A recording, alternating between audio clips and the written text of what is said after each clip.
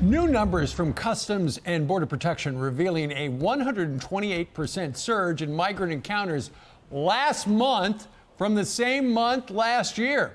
This comes as 5 Republican senators are threatening to withhold support from any spending packages due to a lack of funding for border security. Indiana Senator Mike Braun is among the 5 lawmakers. He joins us right now from Capitol Hill. Good morning to you, Senator. Good morning, Steve. Okay, so what are you guys planning to do here? Well, there are 5 of us. Senator Cruz from Texas, where all the action is. Senator Rubio from Florida, Governor DeSantis has made an issue that immigration affects all states illegally when they come across the border. Senator Lummis from Wyoming and Senator Lee from Utah. Very simply, this is where the rubber meets the road out here, is when you stand firm on issues. So look at the context. When I was running back in 2018, jobs in the economy and the border were the 2 big issues. Right. And the jobs and the economy took off with the Tax Cut and Jobs Act, and we had the best one in history. And this is a man-made crisis by a one-man wrecking ball named Joe Biden, because he did it. It was Trump.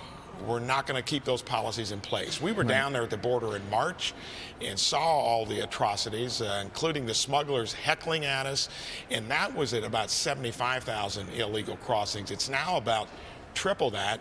Fentanyl, all the other stuff that comes in, and this is what most people don't realize. It's not only Central Americans. 54 other nationalities were crossing back earlier in the year, and the smugglers are getting money off of everybody that does it. It's a disaster. And in this spending bill, listen to this, there's not only no money there for the wall or for the security that the Border Patrol wants, but they want to appropriate money to start tearing the wall down. Yeah. I mean, it's craziness. Well, but here's the thing, Senator.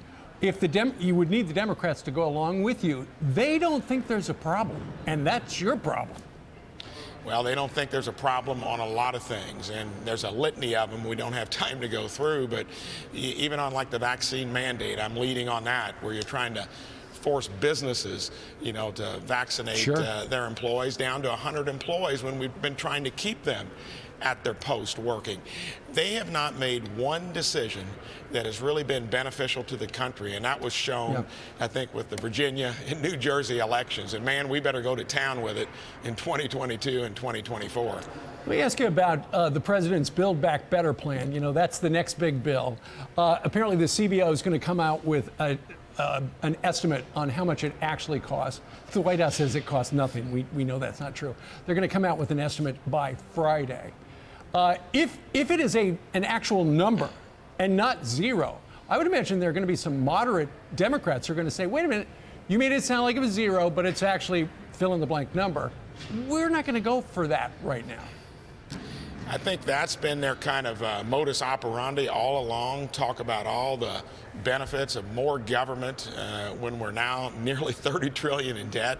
And the CBO, if they do the job that they did back in the Tax Cut and Jobs Act, which that actually was an estimate that they needed to reposition on because it was working, they need to be honest here. And hopefully there'll be enough moderate Democrats left in the House. And I think Kyrsten Sinema has said she's worried about raising revenues here, Joe Manchin about spending. I hope they're true to their beliefs, because it's a funny feeling to be in the position we're in. All right. Senator, thank you very much for taking a little time out of your morning to be with us.